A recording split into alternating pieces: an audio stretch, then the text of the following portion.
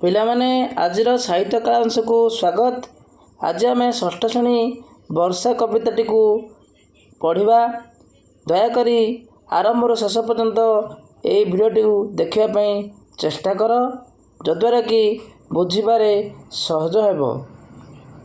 ଦେଖ ପିଲାମାନେ, ଏହି କବିତାର କବି ହେଉଛନ୍ତି ଭକ୍ତ କବି ଜଗନ୍ନାଥ ଦାସ, ଯାହାକୁ କି ଓଡ଼ିଆ ଭାଗବତର ରଚୟିତା ବୋଲି କୁହାଯାଏ। ତେଣୁ ଏହି କବିତାଟିକୁ ଭକ୍ତ କବି ଜଗନ୍ନାଥ ଦାସ ଲେଖିଛନ୍ତି। ସେ କବିଙ୍କର ଜନ୍ମ ହେଉଛି ପୁରୀ ଜିଲ୍ଲାର କପିଳେଶ୍ୱରପୁରରେ ଜନ୍ମ। ତାଙ୍କ ରଚିତ ଓଡ଼ିଆ ଭାଗବତ ଏକ ପବିତ୍ର ଗ୍ରନ୍ଥ ଭାବରେ ଓଡ଼ିଶାରେ ପରିଚିତ। ବର୍ଷା କବିତାଟି ଓଡ଼ିଆ ଭାଗବତର ଦଶମ ସ୍କନ୍ଧ 21 ଅଧ୍ୟାୟରୁ ଆନୀତ। ଏହି କବିତାର ସମ୍ପୂର୍ଣ୍ଣ କବିତାକୁ ଆମେ ଆଲୋଚନା କରିବା। ଦେଖ ପିଲାମାନେ, ଧ୍ୟାନ ସହକାରେ ବୁଝିବା ପାଇଁ ଚେଷ୍ଟା କର। କବିତାର ନାଁ ହେଉଛି ବର୍ଷା। ଏହାର ବିଭିନ୍ନ ପ୍ରକାର ସ୍ୱର ଅଛି। ଏଇଟା ହେଉଛି ଭାଗବତ ଦଶମ ସ୍କନ୍ଧ, ତେଣୁ ଭାଗବତ ସ୍ୱରରେ ହେବ। ତେଣୁ ଏହାକୁ ଭଲ ଭାବରେ ସୁନ୍ଦର ସ୍ୱର ଦେଇ ଆମେ ଆବୃତ୍ତି କରିପାରିବା।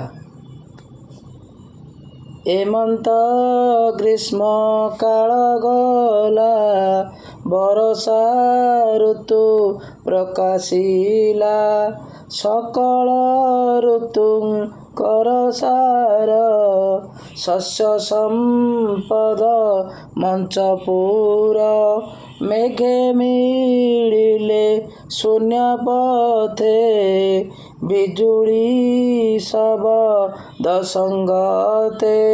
ମହିମଣ୍ଡଳ ଦୁଃଖ ଚାହିଁ, ଜଳ ଛାଡ଼ିଲା ତୋଷ ହୋଇ। ଘୋର ଶବଦେ ମେଘମାଳ, ଗର୍ଜିଣ ବରଷନ୍ତି ଜଳ।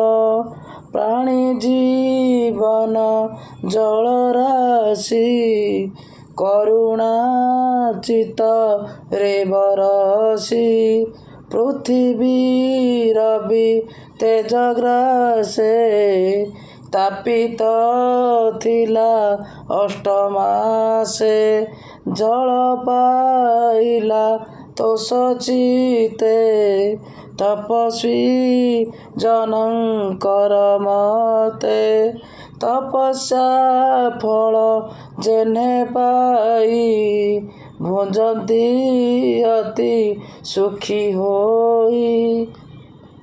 ଖଦ୍ୟତ କୀଟ ନିଶା ମୁଖେ, ଜଗତ ଆବରିଲେ ସୁଖେ।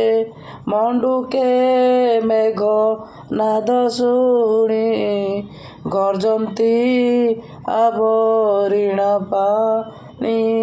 ଅଳପ ନଦୀ ଏ ପୂରିଲେ, ଲହରୀ ମୋତେ ଉଛୁଳିଲେ। ନାନା ପ୍ରକାର ଶସ୍ୟରାଶି, ଏଣେ ପୂରିତ ମହୀଦିଶି। ଛତୁ ଯେ ଛତ୍ର ପ୍ରାୟ ହୋଇ, ରାଜାର ପ୍ରାୟ ଦିଶେ ମଇ। ମୟୂରେ ଗିରି ଶିଖେ ଥାଇ, ନୃତ୍ୟ କରନ୍ତି ମେଘେ ଚାହିଁ। ଅତିଥି ଦେଖି ଭକ୍ତ ଜନେ, ଯେସନେ ତୋଷ ହୁଅନ୍ତି ମନେ। କବିତାର ଏହିଭଳି ସ୍ୱରରେ ଆମେ ଆବୃତ୍ତି କରିବା। ବର୍ତ୍ତମାନ ଆମେ ଏହି କବିତାର କଠିନ ଶବ୍ଦାର୍ଥକୁ ଆମେ ଆଲୋଚନା କରିବା। ତାପରେ ଆମେ ସାର କଥାକୁ ଆଲୋଚନା କରିବା। ଦେଖ ପିଲାମାନେ, ଏମନ୍ତେ ଗ୍ରୀଷ୍ମ କାଳ ଗଲା। ଏଠାରେ କଠିନ ଶବ୍ଦାର୍ଥ ହେଉଛି ପ୍ରକାଶିଲା। ପ୍ରକାଶିଲା ଅର୍ଥ, ପ୍ରକାଶିଲା ହେଉଛି ଆସିଲା। ସକଳ ମାନେ ସମସ୍ତ, सकल समस्त शस्य संपद मंचपुर मेघ मिले शून्य पथे हेले आकाश रे शून्य पथरे मही माने पृथ्वी मही पृथ्वी तोष माने संतुष्ट तोष हेबा संतुष्ट हेबा तापर देख पिला माने करुणा माने दया एटी करुणा दया चित्त माने मनरे करुणा भावरे दया भावरे पृथ्वी रवि रवि माने सूर्य तापित माने उत्तप्त थिबा उत्तप्त तपस्वी माने जे तपस्या करे ताकू कह जाए तपस्वी जन माने लोक तपस्वी जन भुंजंती माने ग्रहण करिबा भुंजिबा ग्रहण करिबा अर्थ जा लेखु तो खद्यत माने जुलुजुलिया पोको निशामुख माने रात्र मंडूक माने बेंग गर्जंती माने गर्जन करती आवरणी माने पानी को घेरी आवरण शस्य राशि शस्य नाना प्रकार शस्य मही माने पृथ्वी छतु जे छत्र छत्र माने छत्ता छत्र छत्ता गिरी माने पर्वत पर्वत पहाड़ गिरी तापर देख अतिथि तोष माने संतुष्ट होगा वर्तमान आम यही कवितार सार कथा को संक्षेप आलोचना करवा एमंत ग्रीष्म काल गला वर्षा ऋतु प्रकाशिला माने ग्रीष्म ऋतु पर वर्षा ऋतु आसी था आम जाने 6टी ऋतु गोटे ऋतु पर आउ गोटे ऋतुर आगमन होता है तेणु ग्रीष्म काल पर वर्षा ऋतु आसे ग्रीष्म वर्षा तेणु वर्षा ऋतु आसला वर्षा ऋतु जितेबाला आसला चारिआडे शस्य संपदर भरी रही था तेणु वर्षा ऋतु जितेबाला आसला देख वर्षा ऋतु हेले चारिआडे पूरा सबुज बन धारण करता गछलतार सब पत्र पूरा सबुज बन धारण करता आउ नाना प्रकार शस्य सबू देखा जाए तेणु कवि ये वर्णना करछंती जे वर्षा ऋतु प्रकाशिला आ सकल ऋतुंकर हूँ सार माने श्रेष्ठ सबु ऋतुर श्रेष्ठ होची वर्षा ऋतु को कवि श्रेष्ठ बोली कहते तेणु यही समय शस्य संपद यही समय चारिआडे शस्य संपद रे भरपूर होता है मेघ मध्य आकाश रे घूरी बुलु थाए मेघ मिले शून्य पथे बिजुली शब्द संगते एवं बिजुली मध्य चक्करी मारु थाए ता संगे संगे घड़घड़ी शब्द मध्य करुए तापरे महीमंडल दुख चाई जल छाड़िला तोष होई मही माने पृथ्वी मंडलर दुख चाई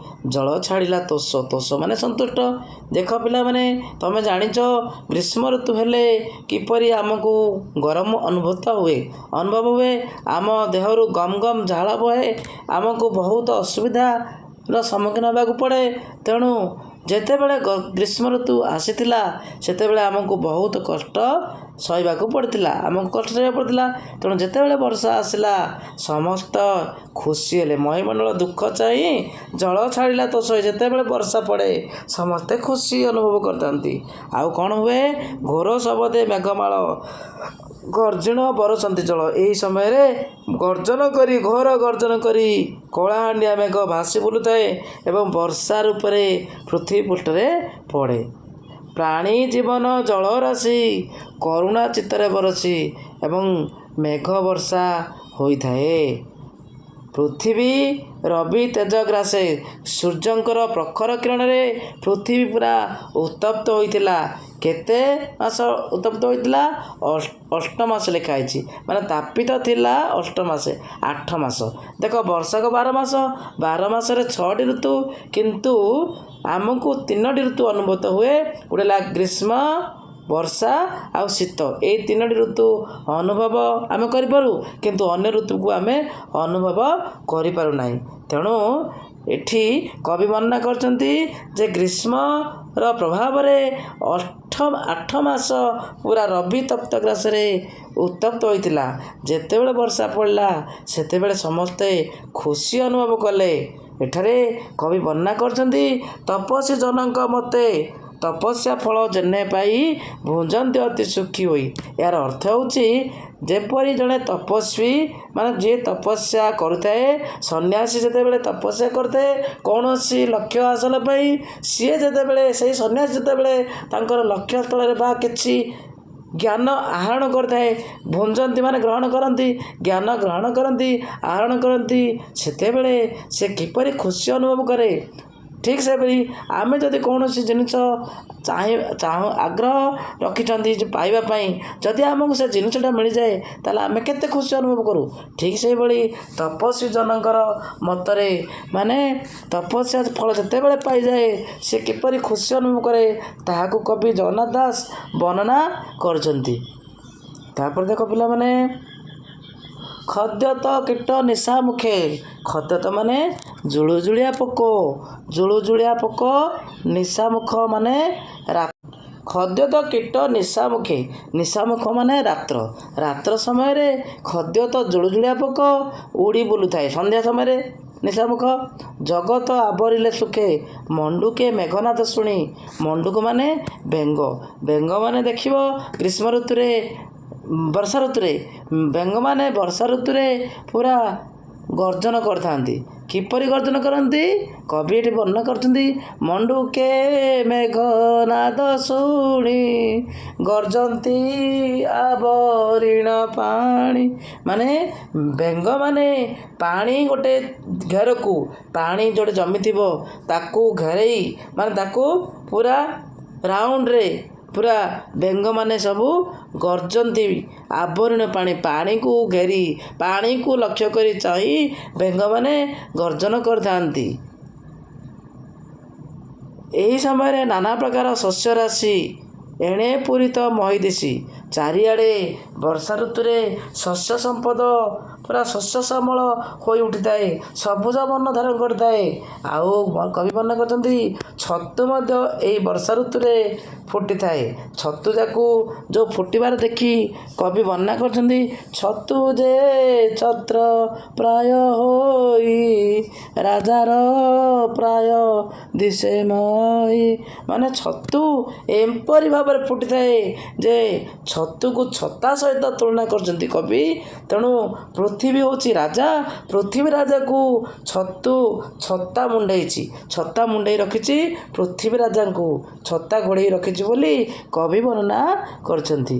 ତାପରେ ଦେଖ, ମୟୂରେ ଗିରି ଶିଖେ ଥାଇ।